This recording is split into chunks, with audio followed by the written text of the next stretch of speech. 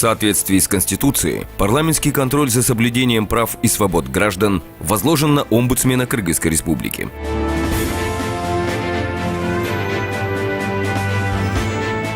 Что объединяет пенсионеров, инвалидов, студентов, работников бюджетных организаций, домохозяек, заключенных и другие, менее уязвимые слои общества. Все они могут обратиться за защитой своих ущемленных прав в институт омбудсмена. За последний год количество обращений в центральный аппарат омбудсмена увеличилось почти в 2 раза. Даже из отдаленных регионов люди предпочитают все-таки приехать именно в центральный офис омбудсмена.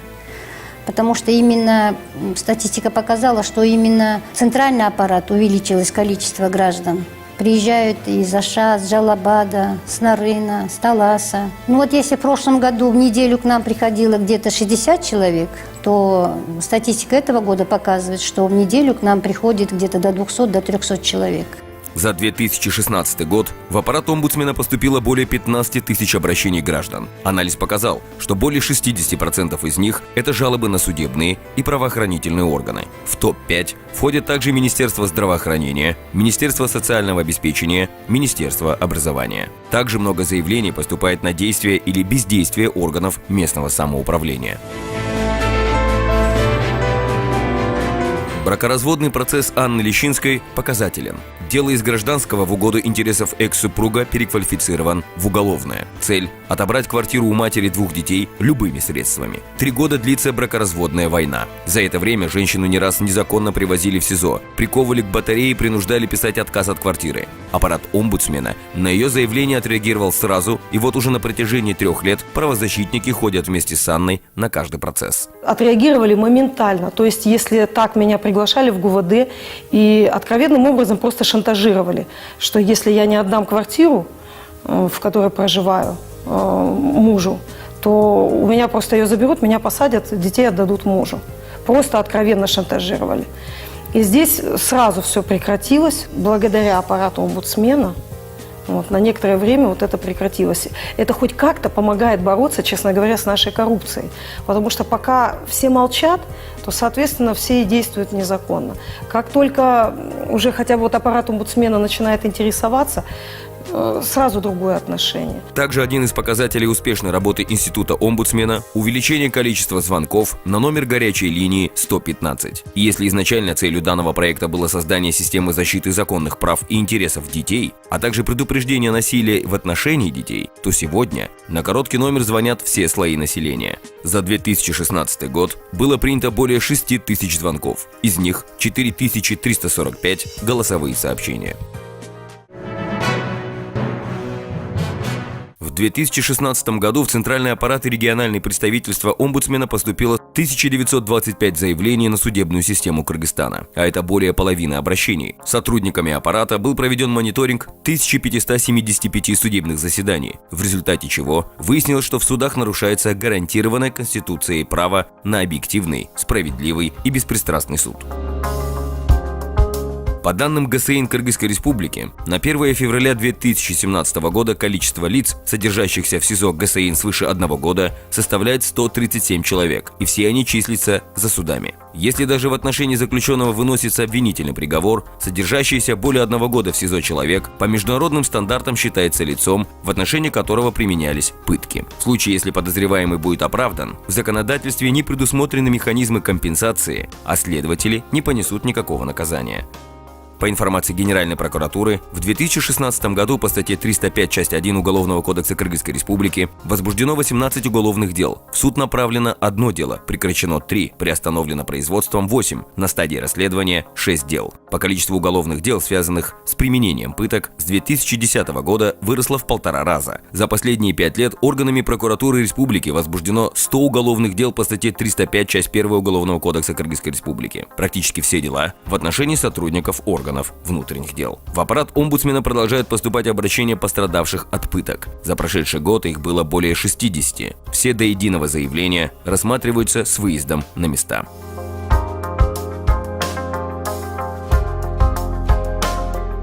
Зачастую заявление о пытках, оно не находит свое подтверждение.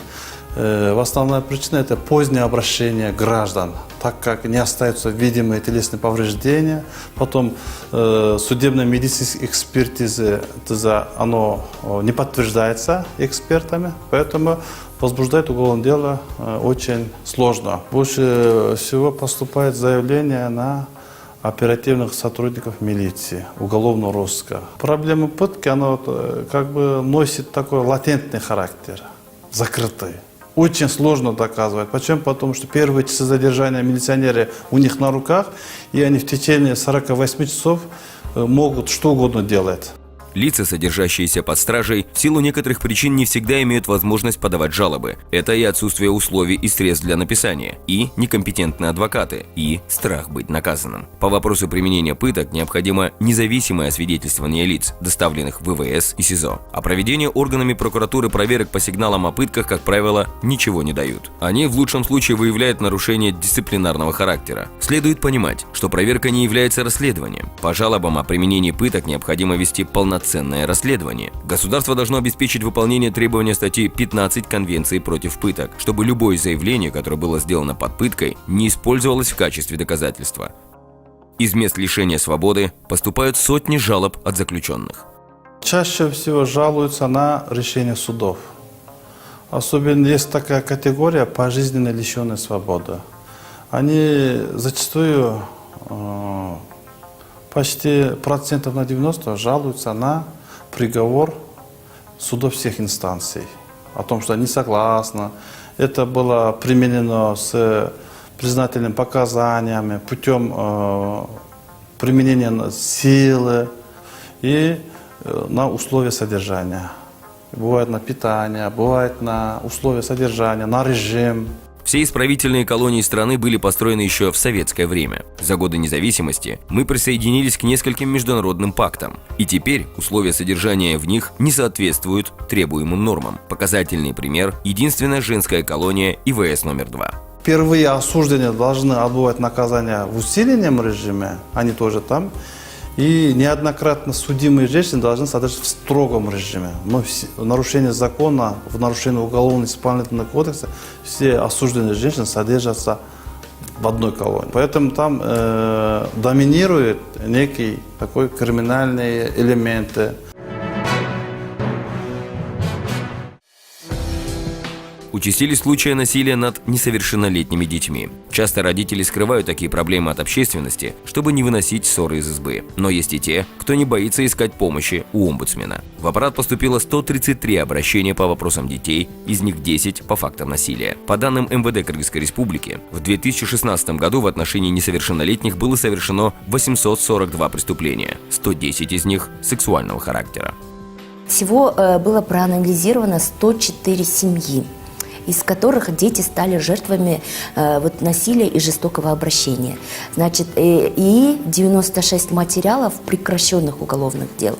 Из них 46 были прекращены на стадии следствия и 50 уже в суде. В прошлом году Институтом омбудсмена был проведен мониторинг деятельности местных государственных органов, 21 комиссии по делам детей и 22 детских учреждений различного типа в 6 областях страны. Результаты показывают, что в деятельности комиссий по делам детей есть примеры как успешного опыта защиты детей, так и примеры неэффективного взаимодействия органов. Так, в работе 10 из 21 комиссии по делам детей было выявлено, что они крайне редко проводят свои заседания, могут рассматривать не все дела детей, находящихся в трудной жизненной ситуации. В 7 комиссиях нарушаются сроки рассмотрения дел. Опираясь на проведенный мониторинг, можно отметить, что часто дети подвергаются сексуальному насилию со стороны родственников, отчимов. На имя омбудсмена с заявлением обратилась Айкамбаева, в котором сообщила об изнасиловании ее несовершеннолетней сестры Доленовым Ирланом. Однако приговором Бакаятинского районного суда Таласской области подозреваемый был оправдан за отсутствием состава преступления. Во второй инстанции приговор оставлен без изменений и подсудимый освобожден в зале суда. Сотрудниками аппарата омбудсмена было направлено письмо в Генеральную прокуратуру о необходимости рассмотрения законности, обоснованности и справедливости упомянутых выше судебных решений. В итоге приговоры 2 инстанций были отменены. Таласский облсуд приговорил Долонова к 22 годам лишения свободы и 3 годам лишения права работать в общеобразовательных учреждениях. Также важная проблема, на которой стоит заострить внимание – суицид подростков. За 12 месяцев 2016 года зарегистрировано 95 фактов. Дети совершили суициды по нескольким причинам – из-за ссор с родителями, по болезни, из-за материальных проблем. В связи с этим правительству Кыргызской Республики рекомендуется уделить особое внимание данному вопросу и разработать национальную программу по предотвращению самоубийств. Яркий пример успешной деятельности Института омбудсмена в области защиты прав детей, попавших в тяжелое жизненное положение – история Дильнозы Джурабаевой, которая находилась в Центре временного содержания несовершеннолетних в Екатеринбурге без документов и вернулась на родину к родителям. В особом внимании со стороны государства нуждаются лица с ограниченными возможностями здоровья, пандусы, бордюры, пешеходные переходы. Все это чаще всего преграда, которую инвалиды не могут преодолеть. Поэтому и не попадают в аптеки, больницы и даже школы. С точки зрения существующего законодательства создан устойчивый механизм защиты прав ЛОВС. Однако есть явные пробелы, которые требуют внесения изменений. Представители ОВЗ к нам обращаются в большинстве случаев для улучшения своих каких-то жизненных условий. Да? Многие лица с ограниченными возможностями здоровья, они страдают именно от отсутствия информации, то есть от отсутствия информированности, получается. Не все знают, куда обращаться, какие им льготы положены. Представители Института омбудсмена направляют законы в акимиаты, министерства, но отдельной очереди для таких людей не имеется. К тому же этот вопрос так и будет открытым, пока в стране введен мораторий на выделение участков по строительству индивидуального жилья. Люди с ограниченными возможностями здоровья ждут, когда будет ратифицирована Конвенция о правах инвалидов. Именно в ней указаны все основополагающие права ЛОВС. В 2016 году по решению омбудсмена был создан отдел по работе с мигрантами. Основная проблема мигрантов в их правовой незащищенности и неграмотности. Не секрет, что часто на них вешают чужие преступления. Есть факты пыток, запугивания. Один из вариантов решения существующей проблемы – усиление потенциала дипломатических миссий в Российской Федерации, Казахстане, Турции, Объединенных Арабских Эмиратах, Южной Корее. Также следует поднять вопрос об учреждении бесплатной юридической помощи трудовым мигрантам Кыргызстана за пределами страны.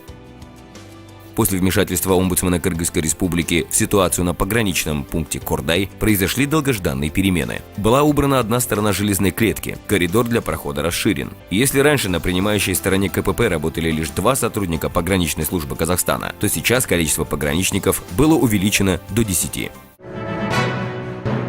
В результате деятельности Института омбудсмена за 2016 год были уволены директор средней школы, участковый инспектор милиции, акушер-гинеколог, ИО главного врача НЦО МИД, начальник ИВС, оперуполномоченный, следователь, понижены в должности 2 директора средней школы, прокурор, уволились по собственному желанию 2 заместителя директора средней школы, 1 завуч. Выговор за ненадлежащее исполнение возложенных обязанностей получили 2 директора школы, 1 старший следователь. Возбуждено дисциплинарное производство на 3 судей. Освобождены от занимаемых должностей 1 следователь, 2 судей. Выговор получили заместитель председателя ГРС, следователь СО прокуратуры города Ош, начальник оперативной части СИЗО-1, 3 оперуполномоченных. Строгий выговор. Участковый инспектор милиции оперуполномоченный. 1 главный врач родильного дома получил замечание за неисполнение приказа. Строгое предупреждение получили дежурный ИВС ОВД, заведующая канцелярией СИЗО-1. Верховным судом был отменен 1 приговор. Проводится служебное расследование по 1 судье.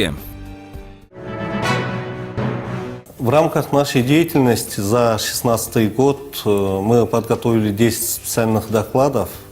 Опираясь на наши конкретные рекомендации государственным органам, необходимо принять конкретные меры по решению обозначенных проблем в сфере прав и свобод человека.